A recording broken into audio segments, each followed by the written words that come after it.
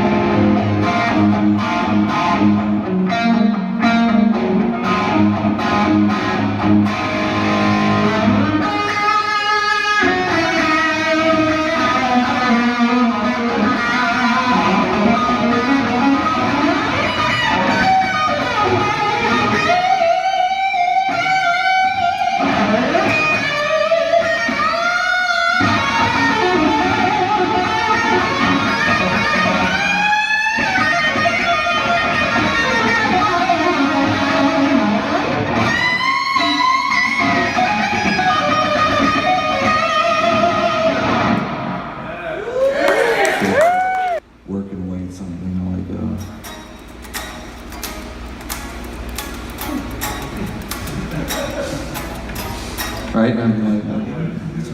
It's pretty good, she keeps that way. And then he'd be hearing stuff like, you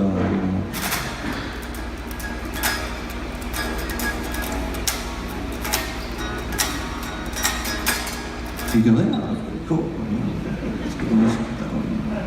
Or,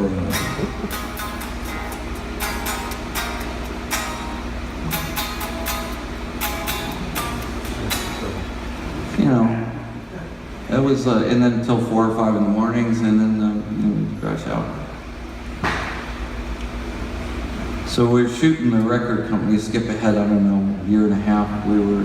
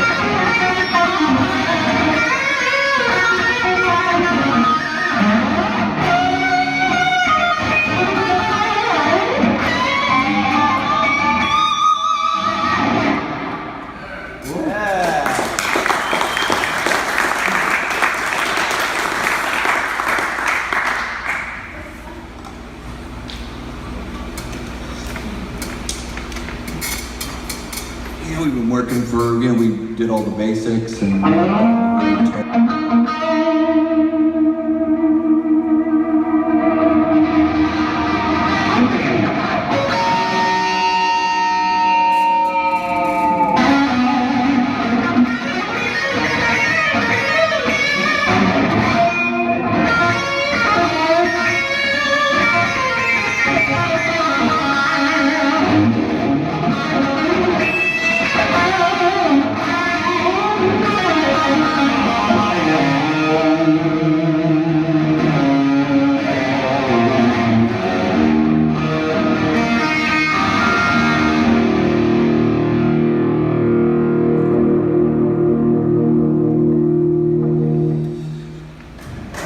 No plan.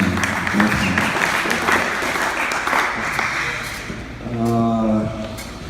God, I know there's more to that record. No. That's a song that a lot of people really dig. But you know what, Warren, let me ask you. So, since you joined the band, you know, and it already existed, with Jake, and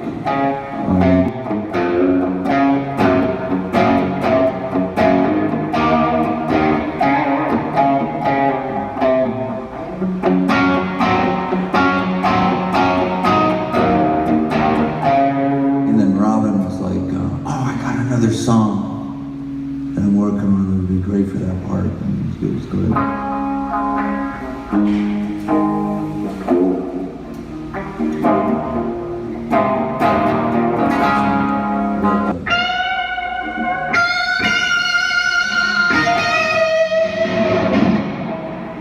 If I can just remember it. There's two chords.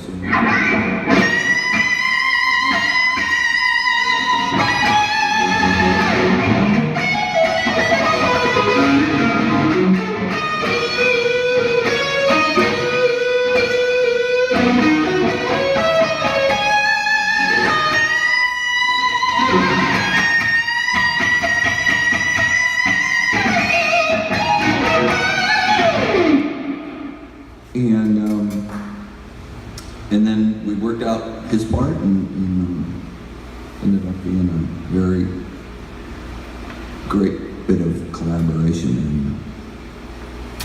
so how long did you get to spend in the studio? You were saying before that, you know, in the earliest days of when you were in Rat, it wasn't, you know, overflowing fountains of money and limousines and all of those other things.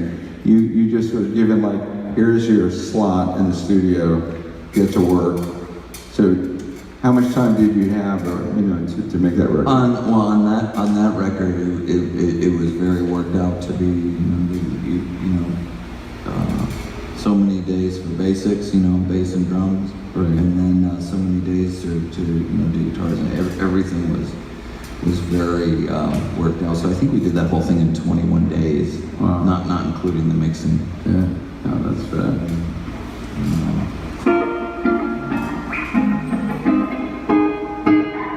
So did you go out? One was Lay It Down.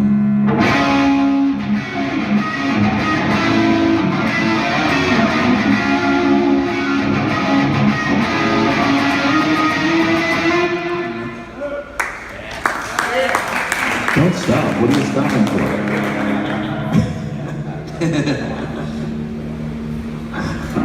Solo. Do the solo.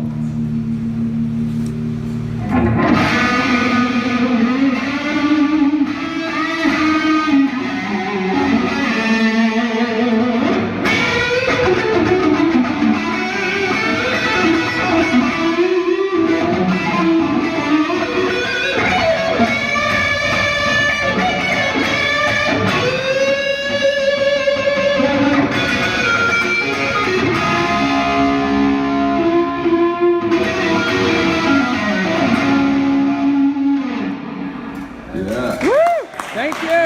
Thank you.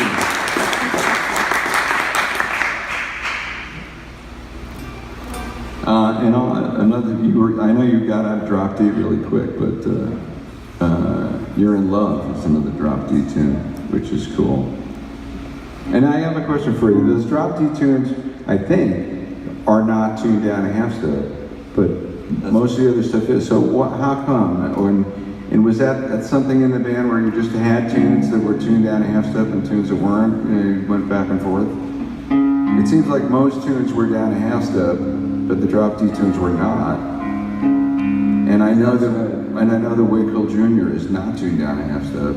That's normal. So I don't know if you could shed some light on why things change. Dropping the whole, we tuned the on those two records at least. We tuned the whole guitar from A440 down to E flat. And when I think when it's down a half step and then you tune a whole step. This maybe just a little too loose. Right. I'm not sure actually, but I like the playing. I like the sound a little better when it's tuned up to A440. Guitar in general is designed for that. It's just to me it sounds a little brighter and a little, you know. But that's true. We did tune up to A440 and then just drop the D thing to that.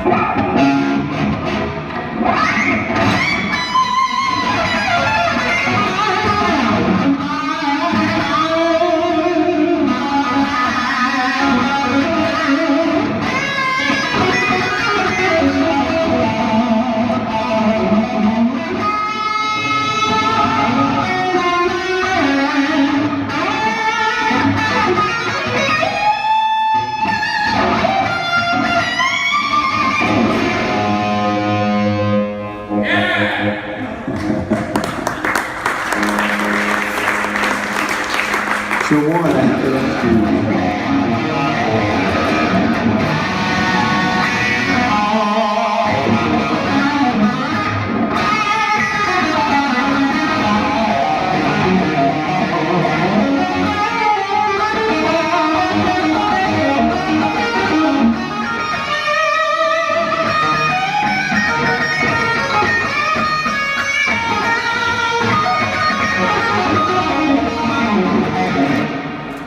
Yeah, right. Different cut and sound along with your vibrato. So I don't know if there's anything you could say about working on that as a guitar player, you know, in just a functional way. I didn't think, you know, at first, you know, you try to write something, it's like nothing happens. So, you know, I thought I couldn't write songs. And then, you know, when I got to, you know, when I got to Jake's house, and he's like, well, you know, you don't write the whole thing. Sometimes you do, he goes, but you know, a lot of times you're just working stuff little by little, you know. And so that was a clue. It was like, okay, you don't have to have, you know, the whole thing in one night, you know. So that kind of did the thing. But it was like just, you know, we needed original songs, and I just took a shot at it. I just started out with little parts, and then I connected a couple together, and then I had, you know, I had a verse and a chorus, and then, you know what I mean, and then as people, you know, get involved or add to it, or maybe it's something that you come in with this really complete, or maybe it's something you got a couple of parts, and then the rest of the band can help it take the final shape. You know, it's always different that way. Like on Wakefield Jr., everything was, you know, I wrote, you know, everything on that, but on other songs sometimes it's been like I don't know, Robin comes in with Right. Well, maybe you could play Wakefield Jr. That's a cool lick. It's very blues. It's kind of, that's how I think of it, as a very blues based sort of. Well, it was over, I met Dweezil Zappa early on after about a year after Rat had been on the road. Came back from that tour and met Dweezil, and he invited me over to the house and to meet Frank and stuff. And that was an awesome period going over there, because he was always very interesting, you know, to be around. Always very funny, and when on one of those visits, he showed us this progression.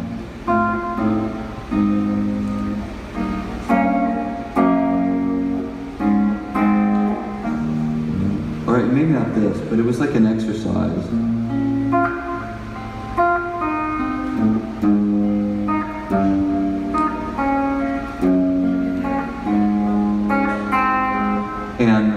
And that worked worked its way into you know, with the pre-chorus that we're doing.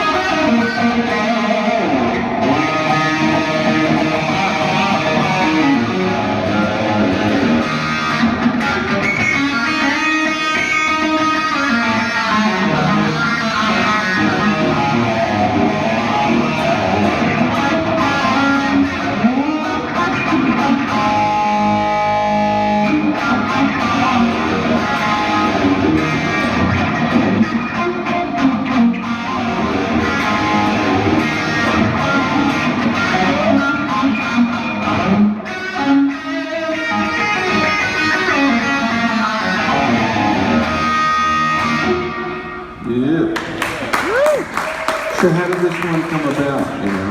And, you know, how did this particular one come about and the design of it and all that?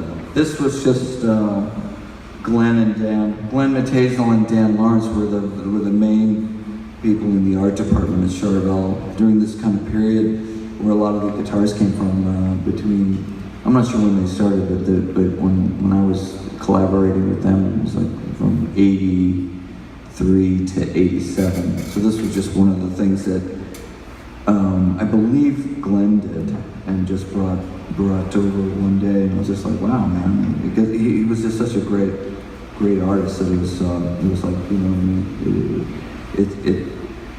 it was more than just a guitar sometimes. But that's kind of how this one came out. It's a little heavier. It is heavier. And this one also had that 1 7/8 inch neck on it, and it was just one of that group from that period. And I think this is pretty much it. This one is, and then yeah. Well, this is another iconic guitar for you, absolutely, you know. This one, Mike Shannon just took a regular strap body and one of the bandsaw and just cut it into a telly kind of thing. There's almost no contour except for here. And Grover gave me 4 bodies, one that was white, one that was red, black, and I asked for one with absolutely no finish, and that one ended up being the snake guitar because we figured that putting the snake on a finished guitar made it really dark. It was just too much, and so to get around that kind of loss of sound, tried applying it directly to the wood, which helped. Now it's you barely notice it because it's been so long. But when we first made those, it just had a darkness to it. So that's how those came about. So one was a snake, and then one ended up being this, which that bass player that was telling about from Jake's band. Each other's kids' parties and stuff. And I remember I got a hold of a tape of Jimi Hendrix Band of Gypsies at the Fillmore, which was another sort of turning point for me when I heard that record. And I didn't know that there was any visual footage, you know, to that at all. There was never any bootlegs around or anything like that. I just figured that there was only that one shot of the cover, you know what I mean, and that was all there was from that gig. But I was like, you know, I remember I just got that tape, and Michael and George and I were watching it, you know, we got through about 20 minutes of it, and then all of a sudden, I just noticed, you know, someone was moving around, but you know how you are when you're watching something, and we were really focused on this because this is so burned into our DNA, and it's just like actually seeing the image of what was happening, you know, was just like so riveting. And then I looked, and because in the room, George lived pretty far away, so he was spending the night. He spent the night before, and I had 2 Marshalls that I was going to sell, and they were in the room he was staying in. And so I'm watching TV, and then out of the corner of my eye, I see George with both hands, like this kind of disheveled, banging around, you know, getting out the front door, and I'm like, oh, this is another George joke, right? He's gonna come back. He never came back. So the next day, we were at, down in Anaheim at his daughter's birthday party, really serious, the next day. And this guy comes up to me and he's like, yeah, you hear about those Marshalls George has for sale?